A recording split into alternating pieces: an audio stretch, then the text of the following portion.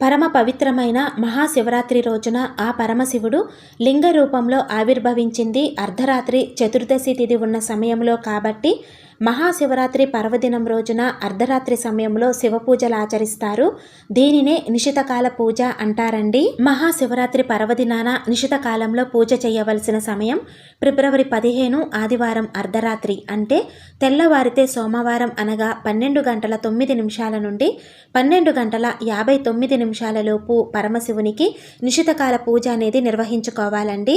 ఈ సమయంలోనే ఆ పరమేశ్వరునికి అభిషేకాలు అర్చనలు జరపాలి. ఈ మహాశివరాత్రి రోజు శివ పూజ శివాభిషేకం ఏ విధంగా చెయ్యాలి, అర్ధరాత్రి నిశితకాల పూజ ఏ విధంగా చెయ్యాలి, ఈ రోజున ఎటువంటి నియమాలు పాటించాలి అనే వాటికి సంబంధించిన వీడియోస్ మన ఛానల్లో షేర్ చేశానండి. వీడియో లింక్ కింద టైటిల్ దగ్గర ఇస్తున్నాను.